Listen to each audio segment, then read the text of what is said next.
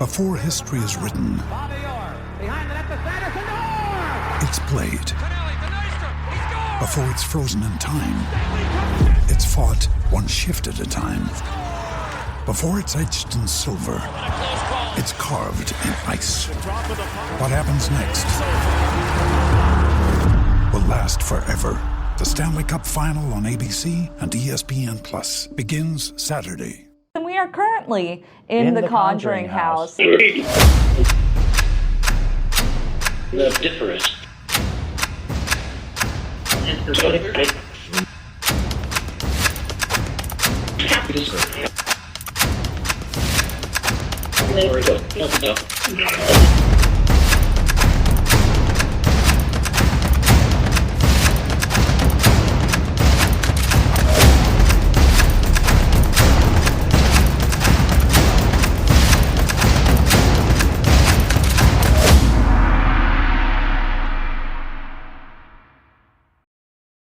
I am Madison Timmons. I'm Chris Soucy. And we're paranormal specialists who live in the most haunted city on earth, Savannah, Georgia. Every day is Halloween in our line of work, so join us as we spin true tales of haunts, murders, and disturbing Savannah history.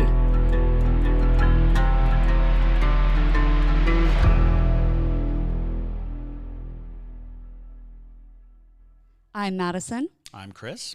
And welcome to the most haunted city on earth. Hello and welcome to a very special, if you will, edition of the most haunted city on earth. My name is Madison Timmons. And I'm Chris Soucy. And we are very tired. We have been in the Conjuring House, and we are currently in the Conjuring House at 5:45 in the morning. 5:47. 5:47 in the morning. And we've been here since 7 p.m. We have did had a night. Quite a investigation. We were joined by the Ghost Brothers for the first portion of the night, for the majority of the night, really. Yeah, until the last couple hours. Until the last couple hours when all hell broke loose. Let me just put it this way, y'all. First off, if you haven't finished our deep dive into the Conjuring House, go listen to that. Yes. Because a lot of things will make sense. Absolutely. And upcoming will be a lot of content about the evening that we spent here. So you'll want to watch the episodes breakdown. leading up into it. You'll want to watch this episode so that you'll understand that we had like a night and day kind of experience going on here at the Conjuring House. We had almost friendly kind of banter environment going on. There's lots of laughter. We were having a good time. And then it got very dark and very scary. And we're hoping, because it got to the point at which it was scary in a way that we're hoping to have footage that kind of, at the very least, shows how frightening this house reactive we became in the middle of it all. So, as of right now, we're not sure we have that footage because it was kind of harrowing. Yeah. We did so many innovative things, like we brought a 360 camera, allowing people to actually experience a ghost hunt. You can actually do the 360 with goggles or just moving it around with your phone, but you can drop into this environment, and we are giving you an opportunity to be in the Conjuring House late at night, all alone. I just want to put it this way for y'all. When I said in the one of the episodes that Mr. Kenyon told Roger, if you value your family, you'll keep the lights on. Keep the lights on. That is so unbelievably true. Yeah, it's fascinating when you think that the warning was keep all the lights on. And one of the most harrowing experiences at night were when we decided to turn the lights off. It was the most jarring thing. It was very jarring. Well, okay, so let's start out with the beginning of the night. Yes. So we arrived at 7 o'clock. We signed all our paperwork. We were met by one of the staff of the Conjuring House. He, once the Ghost Brothers had arrived as well, he took us around the house to give us our bearings, essentially. He gave us a very brief history of the house, or like little things that people have experienced in the house and things like that, like from investigations and new information they've found about the history. But it was very brief in the scheme of things. And it was really more to orient and let us know the stance of the Conjuring House itself. That's the true. Conjuring House is not promoting the movie, the Conjuring movie. They're not promoting anything outside of the history that they've been able to either research or get directly from sources, such as Andrea Perrin, who has worked with this organization, apparently. Her book is in the library here, and apparently they sell it at the gift shop here. So really, I think the message that they really wanted us to walk away with was, don't sensationalize the place. You know, try to keep it within all of the rules and everything regarding what they actually have, you know, in print and what they actually know.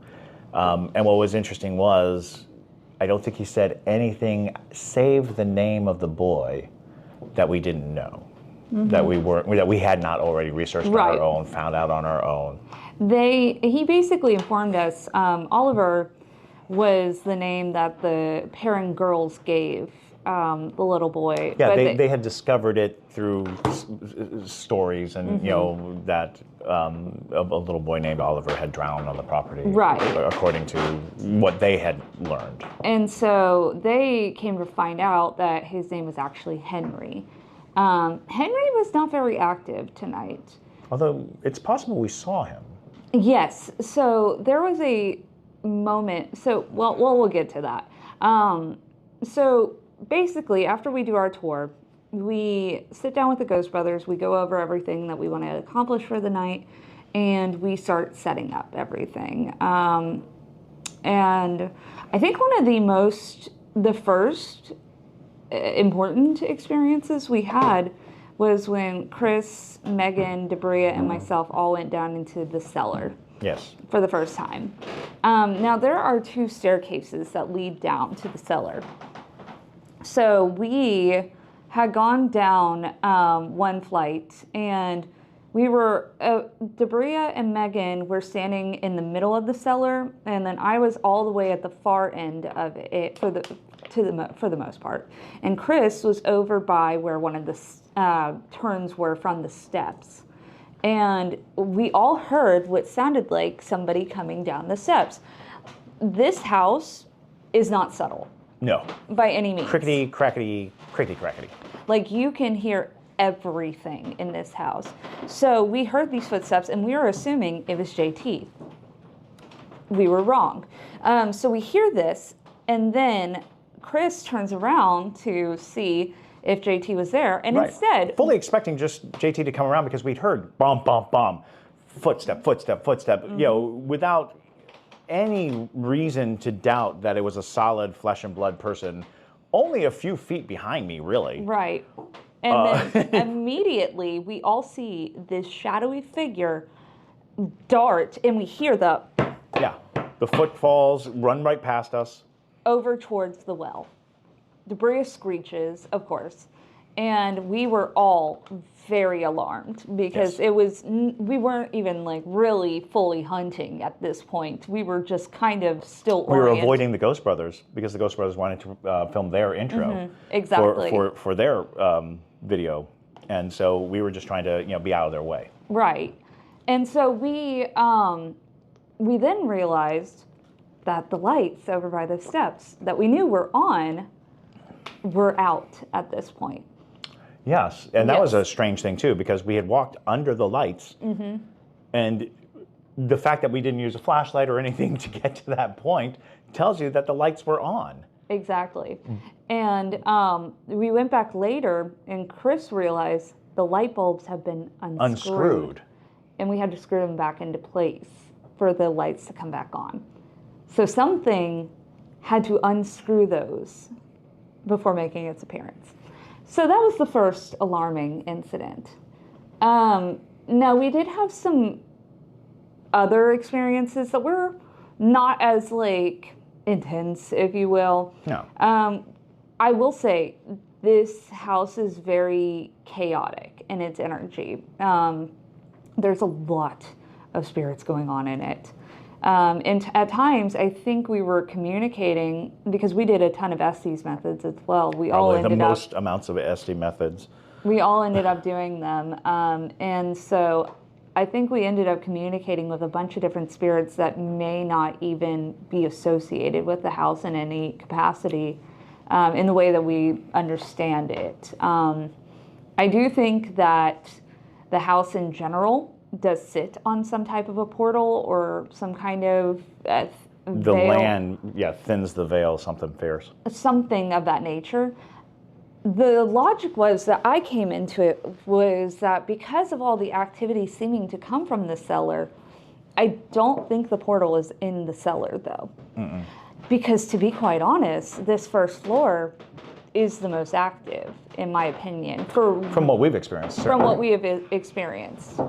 The cellar definitely has things down there.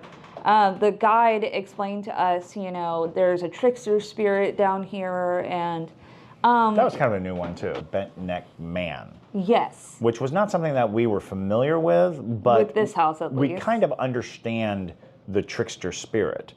And if there is a spirit that is easily identifiable, a mimic spirit, a spirit that pretends to be that spirit, is notable, and we should absolutely suggest, and I know we have talked about this a lot on our podcast, which is that spirits crave recognition.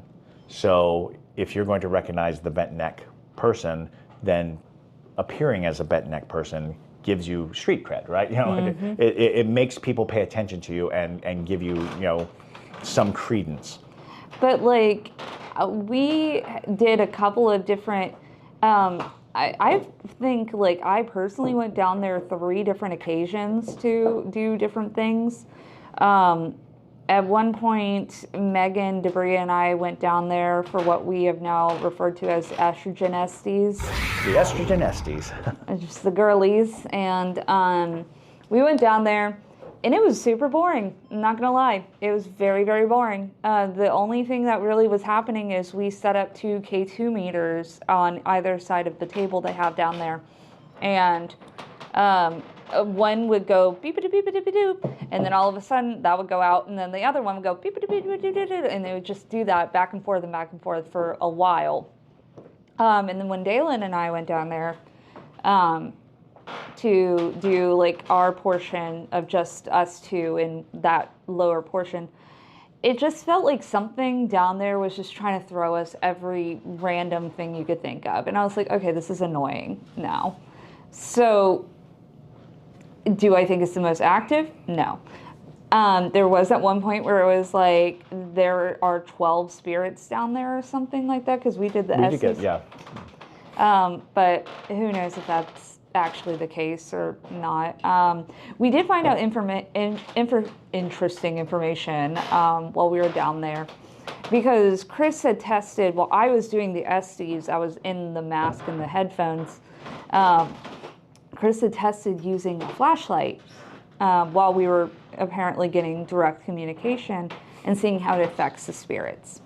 They didn't like it. They did not like it. And it was more just trying to figure out where the spirit was standing. So I was using the flashlight to say, when the light is on you, let us know. Tell us when the light touches you. And the response we got was, it hurts, and don't do that, and stop. And it was very clear while I was doing it that there was an area where when the light went over that area, it was like, don't do that, stop, I don't like it, stop it. And it's like, oh, it sounds like the light hurts this spirit, which does actually come up a little later in the story. And so we did that. Then there were portions where we went into the library, and we were getting a lot of really interesting direct responses from the Estes methods in there. pretty much every room we investigated in, at least one person's SC method had direct responses. Yes. There was also some interesting things that came up as well. When we were in the room where the seance happened, so if you remember that Ed and Lorraine Warren conducted a seance with Carolyn and Roger Perrin. The seance, first off, the Conjuring House says that it was never properly closed. Right. So that's problematic. This was also the room where Carolyn Perrin literally got yeeted across the house. Problematic. And so the weirdest thing that happened in that room, for the Estes methods, I would say at least, was Dalen at one point was exactly explaining, and mind you, when you're in the Estes method, you don't know what's happening. And everybody agreed they could not hear, they did not know what questions were being asked. And at one point, without being prompted at all, he started mentioning a woman that hanged herself in the barn. Right. And deaded herself. That's the word. She deaded herself. She deaded herself, which is very TikTok friendly, but and what's I don't even think more they meant that. intriguing about this is this was after we had gotten very express directions to go to the barn. All night. All night we were being told to go outside. We were being told to go to the barn. We were getting this through these direct conversations. Something wanted us to go out to the barn. And the thing to know is that in December of last year, the barn caught on fire, that there was a combustion of oil rags that caused a fire in the barn. And so the barn is actually closed. You can't go into the barn anymore. But even that came up in these sessions, setting fire, combustion. The word combustion came up. The building that burned was the one that they wanted us to go to. So we found ourselves pretty consistently being sort of lured to the barn. We were also outside, or we were also doing a session at one point, and it was telling us, look up, go outside, follow me. And so we ended up deciding, they want us to go outside. And so Chris and I walked outside, and we were like, look up. And so we remembered Andrea Perrin had mentioned, these extraterrestrial type encounters. Galactic family that she was experiencing. And that she would see triangles in the sky and things like that. And so we went out to the field and started looking up to see if maybe it's trying to say they're here or whatever it would be. But the weird part was we were out we decided, well, let's just go down into the field where the bodies are, because they eventually, a while back, brought ground penetrating radar to look for the bodies for the 7 dead soldiers buried in the wall.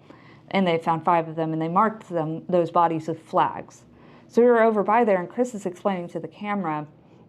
And while he's explaining, I look up back at the house, and I'm looking. There's 2 windows on this side of the house. And on the upper floor, I see on the right window a little boy looking out at us. And I was like, oh, that must be Oliver Henry. And I see him staring at us, and then he goes back into the room towards where the Ghost Brothers were. And apparently while we were out there, the Ghost Brothers were having experiences where I believe it was Juwan had an experience where he thought he saw a little boy pass by him. Or a shadow figure that was the size of a little boy. Yeah. And they were also hearing footsteps and things like that. And so that was an interesting encounter as well. But at one point, Chris and JT were like, we should go out to the barn to go see why they're asking us to come out to the barn. Right. We were prompted very clearly through an Estes method that we were requested at the barn. They wanted us at the barn. It was so clear, the intent of that session. And we thought everyone was going to come with us. No. But it was very chilly. It's okay. I do want to preface, y'all. I am, and I mentioned this on the live stream a lot. I am a furnace of a human being. I am always warm. I am always just boiling alive internally. I have really weird temperature control issues, and so very rarely am I frigid. I have been, from the moment we entered this home, chilled to my bones, like to the point where everybody else is like, I'm sweating, like peeling off layers, and I'm over here like, I can't put on more layers. I'm so cold. So I did not want to go outside. I was like, please no, I don't need to be cold anymore. And so that was when Megan, Debria, and I decided to go down to the cellar, and it was just JT and Chris. And so would you like to explain what happened to y'all? So we decided that we're going out to the barn, and we can't go into the barn because it had caught on fire, so it's not safe to go inside, but we could go to the outside of the barn. The barn actually sits right on the road and is the entry point onto the property. So you have to drive right by it to get into the property. There's a fence, that, no trespassers fence. So we're walking and we're looking at the barn, and we're just kind of having a very even-keeled experience, and that was something that was going on all night. It was very even-keeled. There was nothing alarming. There was nothing, out of the ordinary. It was a typical ghost hunt in a lot of ways, because something that you just can't express enough. Ghost hunts do not generally have big explosive moments. You don't usually get, these incredible things, and when you do, because of their rarity, you can't really present it in a way that makes it seem like it wasn't contrived. But this was not contrived at all. We were walking up to the front of the barn. We're getting a video of the front of the barn, which is all boarded up, and you can see where the smoke and the fire damage had happened to the wood.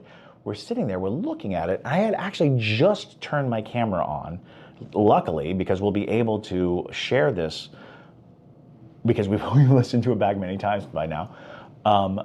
We're looking at the barn, and behind us, I'm talking maybe 20 feet behind us, we hear 3 distinct beats on a drum. Boom, boom, boom. Unmistakably a drum. We have our doubts. We can't say, by the way, the Conjuring House barn.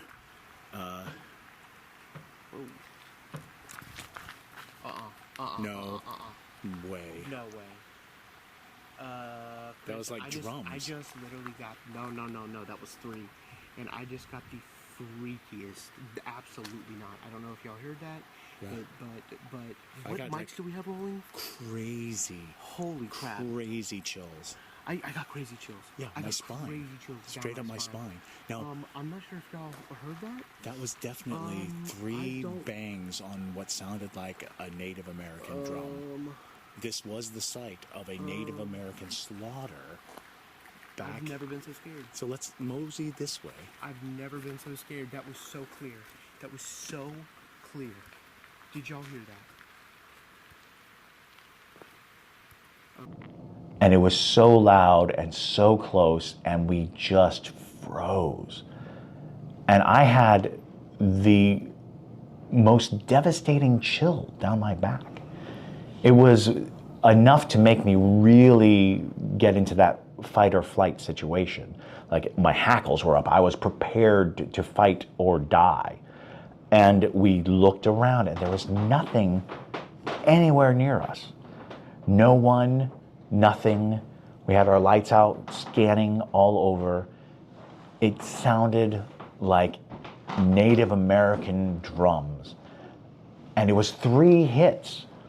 Now, for those people who watch the Conjuring movie or know anything about it, there's a lot of talk about the 3 knocks, that there's a 3 knocks, and how Ed Warren believed that the 3 knocks were indicative of demonic presence, because it was mocking the Holy Trinity to have these 3 knocks at that very, very sound interval. Boom, boom, boom. So loud that even the parajunkies on the live stream heard it. Yes, they heard it.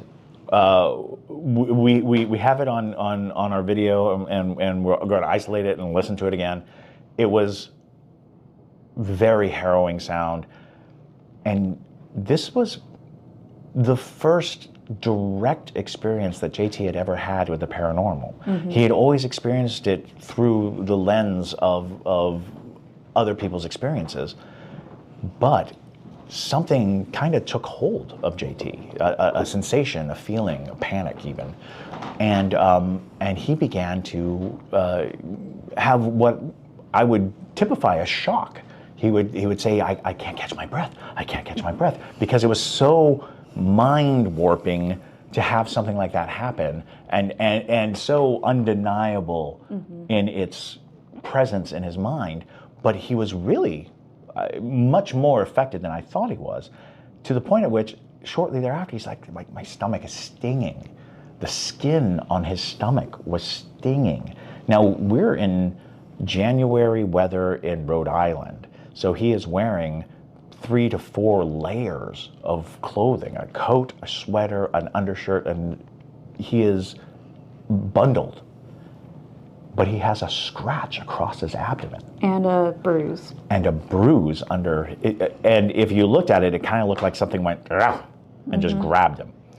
So now we have this very unique experience, because it seemed to be physically after JT. And the interesting thing was earlier tonight, we had an Estes method where it seemed like the spirit was very honing in on JT, called him by his name, talked about his height, talked about all kinds of various details about JT, and I was like, that's kind of funny. And it was a ha-ha moment when it was happening, but in retrospect, it seemed like the spirit had already latched onto him. So from that moment forward, JT was having a different night. It went from being a night of kind of the bravado that comes from never having experienced anything, to a night of being cautious about how to proceed if there's a supernatural threat. And that was an amazing change. It was a very big flip of the coin. Like, for anybody who has been following us, we have been having a lot of fun with Debria in sort of setting her up to go and sit alone in the dark, mostly because her reactions are genuine and hilarious and wondrous. But Madison and I have always held to the idea that, of course, we would not force her. That would not be right. We would, of course, always allow her a way out. But Debria was game, and we were, so we're playing it up, we're yucking it up. But the thing about it, of course, is we stand as people who know that there's such a thing as supernatural threat. And we don't want to take it so lightly that it seems like we don't care about supernatural threat. But if we broach the subject with JT, he kind of was like, nah, it'll be fine, it's so funny, this is going to be great, Which again, yes, I'd say 90% yes, but if you don't reserve some of that for the fact that we are trying to be, experts in that field, yeah, we have to admit, it could be psychologically stressing to a person to put them in that situation. JT came back from the barn and almost immediately told Debria she didn't have to go down into the basement. He knew for the first time in his life that there's a chance, an outside chance, that something that is out of our control could happen. And that is an immense thing. That's something that happened this evening. If you're a longtime listener, you know that our fans are called parajunkies.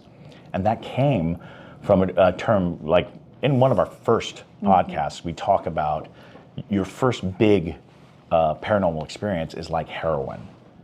When it happens, you spend almost the rest of your life looking to achieve that same high again. Well, it turned out that JT had his first hit of ghost heroin tonight, and is now, I think, as we go forward, it'll be a very interesting journey, because he's going to be rectifying the fact that he had these experiences.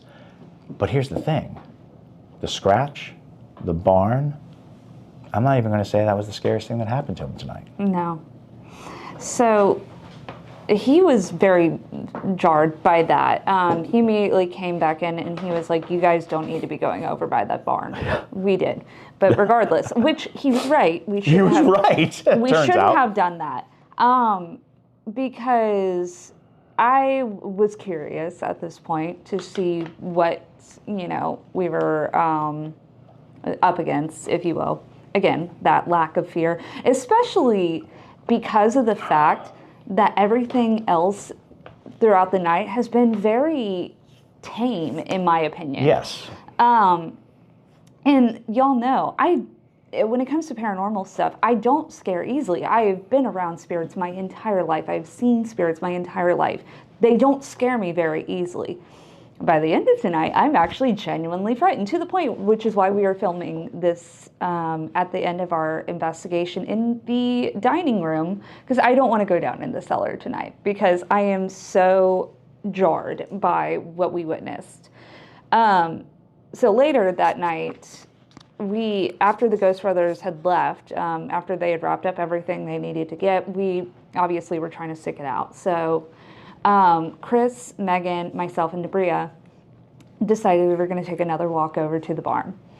Well, we were heading back towards the house, and Chris brought his digital camera to take photos.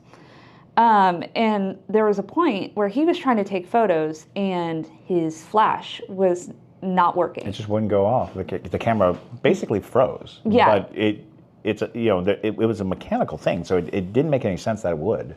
And so I was holding the flashlight at this point. Chris had been holding the flashlight up until that point, but I had it now because he was trying to take the photos. I ended up dropping my phone trying to fix my camera. Yeah. I dropped my flashlight, yeah. And so I had the flashlight, and I was flashing around, just looking, because I can't explain to you how much the darkness here eats light. Yes, and these are powerful flashlights. These are those commercial flashlights where they turn the light on, and it's like daytime, nighttime, daytime, nighttime. Literally. And it was just, the darkness was consuming any bit of light out there. And so I was flashing the light around because I was like, this is so weird. And suddenly my flashlight hit eyes. I thought, we're in Rhode Island, could be a fox, could be some kind of little creature of sorts. I then look, and this creature was not an animal by any means. It looked like the rake. It was on all fours. It had a spine that was very distended down its back, hunched over, and it was staring directly at me. And of course, I didn't want to freak everybody else out, but I go, oh no.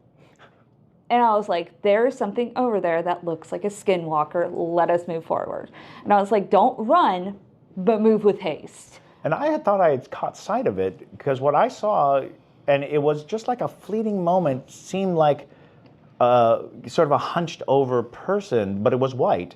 But I knew that there was snow on the ground in the woods, in the path further down, and there were weird lawn chairs out there too. So I was like, maybe that's what I saw. But when Maddie started reacting to seeing something, I was like, oh no, that might have been, because I thought it was like a humanoid, like a person standing, but it was also just the faintest glimpse of something just out of my ability to categorize it with my eyes.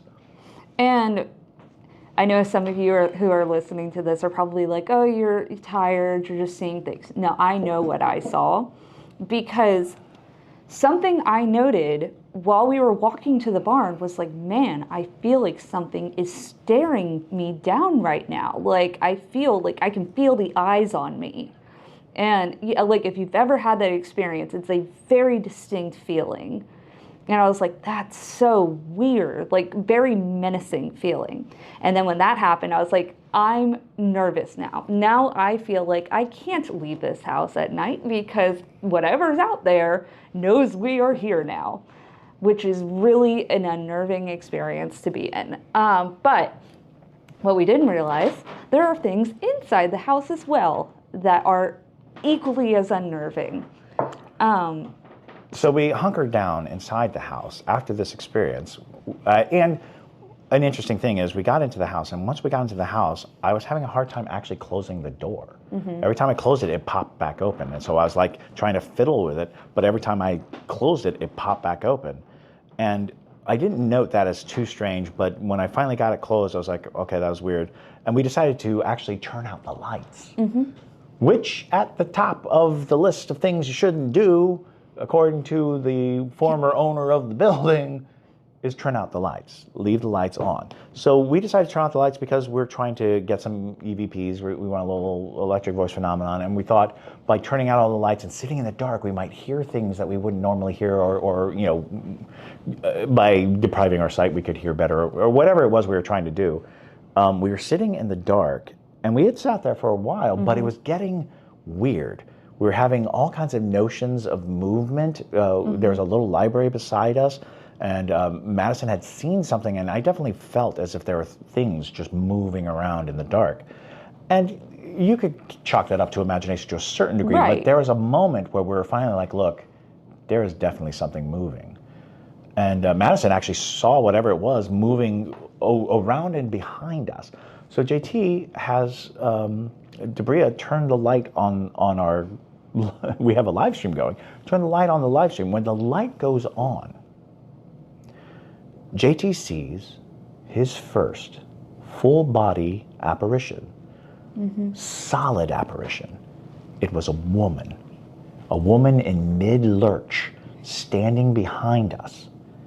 Because JT was facing me, Megan, and Madison on the couch, and he was seeing into the room behind us where it looked like a woman was lurching, and she was horribly demented to him, and he could describe her, the color of her hair, the color of her dress. He saw her so solidly that he screamed. And of course, when he screamed, and this is a truth of all ghost hunts everywhere, when one person screams, everyone screams. Megan dove into the couch. Megan dove into the couch. I jumped up in a wild, concerted, like, I guess we're fighting now kind of situation, because I had no idea what he was screaming at, where he was, what was happening to him. I wasn't even sure if it was on him or if he was, I thought he got hurt by something. Yes, that's exactly it. We weren't sure if he was getting hit or hurt or what, but his reaction did finally push us all to look into that room, and he freaked out. And he had such a sincere and passionate response, visceral response to this event. And I can honestly say, I don't think JT's ever going to be the same again. Because, again, when you talk theories and when you talk things and when you look at other people's photographs and when you hear other people talk about seeing ghosts, you're categorizing it from your standpoint, from your viewpoint, which is, well, I've never seen a ghost, so that must have been weird, or that must have been scared. But now JT has this in his arsenal, this sensation. And I can honestly say that that moment was so powerful. I dare say it took the energy of the house, the entire energy of the house, to manifest that moment. And while in the aftermath, we were very skittish and we were very nervous, I'd say that all the energy of the house was gone. Yeah. Because it did everything in its power for that moment. And it was an intense moment. And I think it's going to be a moment that we'll talk about for years and years to come on this podcast, because it is the first time JT had ghost heroin. It was such an alarming moment that we were all afraid to split up after that point. We were huddled together. And it was also, I don't know how many of you are frequent listeners, but JT has a laissez-faire about ghosts. He's got a lot of bravado and earned bravado. It's not just bravado for bravado's sake. He has faith, and he has a system of belief that has served him 30 years of his life. And on his 30th birthday, he was introduced to something that felt one step outside of his faith, or his faith's ability to cover him. And I think that, that's remarkable. You don't you don't get to witness something like that every day. Someone facing something that they're now going to have to make room for in their faith arsenal. So I was. It was an incredible moment, and it was a terrifying moment. And I think that we will definitely be touching upon this from here on out. And we already have our next investigation lined up. And Waverly Hills, an even bigger location, and even darker location with even darker histories. So we're excited to see where this goes, because I've been doing this since I was 6 years old. Maddie's been doing this all her life. So our approaches do kind of come down to I have all of this experience to level against this moment. So it's fascinating to watch Debria and JT and even Megan, although Megan is still untouched, thank God, to watch them experience something that the best we could do is say, what you're going through is normal. What you're going through is it's not as end of the world as it might feel, but I do think that this trip is a defining one. It's one of the most jarring places and confusing places, because it's like, I mean, if y'all listen to the podcast, we are very well read in this field, and it's a passion of ours. So it's very rare when I encounter a haunted location that confuses me in the way that it's behaving. Yeah. This house, I feel like we only scratch the very surface of, and I don't love how negative some of the entities are within the area of this house. I know that Andrea Perrin feels very fondly of this home, and I don't want to come at this of being like, this is a demonic house. I don't necessarily want to go down that path. I'm just saying there are things here that make me weary. Well, and there are energies here that we are fairly certain contribute to any spirit you bring here. Because one of the first things we heard in the very first Estes method that we attempted was, I've only just arrived. When we asked the spirit how long they had been there, they said they had only just arrived. And we were like, well, did you come with us? Did you come with the Ghost Brothers? We were trying to figure out where the spirit comes from. And there's the ever so slightest chance came with JT. There's JT's spirit, and this place gave that spirit enough energy to present itself. Because there's a lot of interesting things. There's a lot of talk of protection. There's a lot of talk about the things outside and keeping the things outside, or telling us to go outside because something was outside. And so in almost every Estes session, at some point, something told us to go outside or go away. Get out. Yes. We were Warning told to us. leave, go away, it's coming. There was it's coming over and over again all night long, leading up to JT going face to face with something that he describes as just horrifying. It was, there was like a moment where it was like trouble.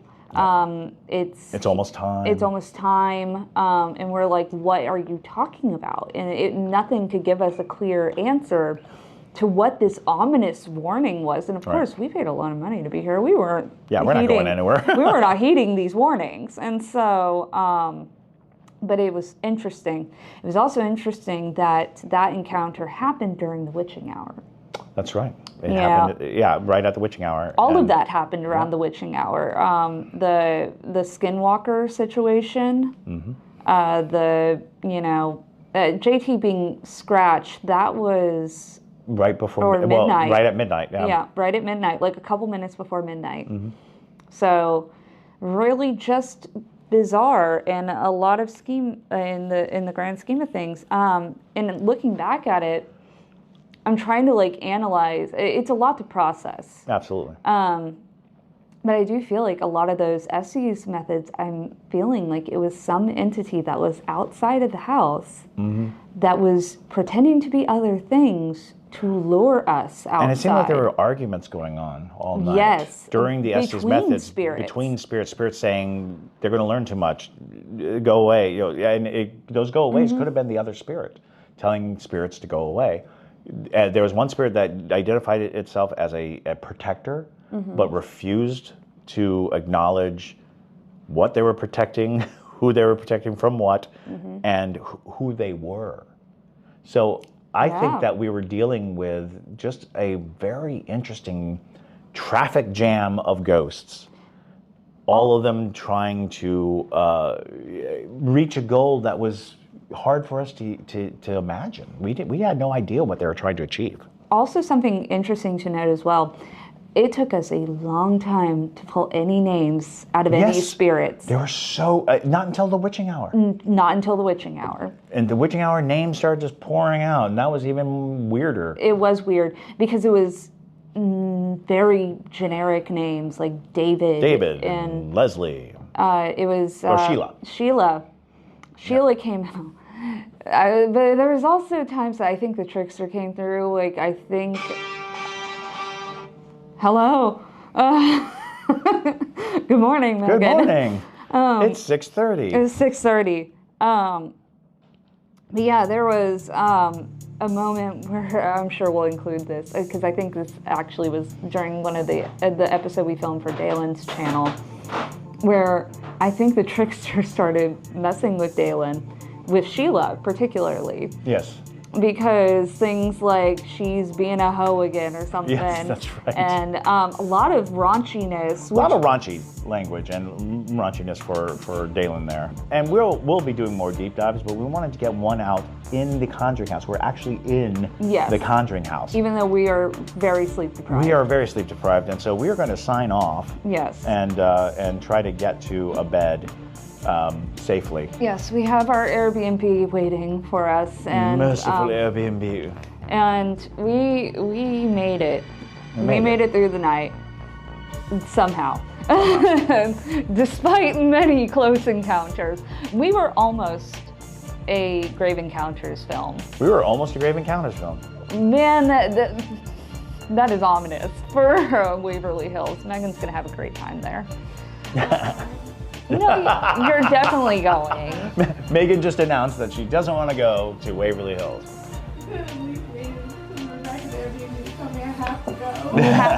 It's on camera now. You have to go. Oh yeah. So. All right. We're signing off.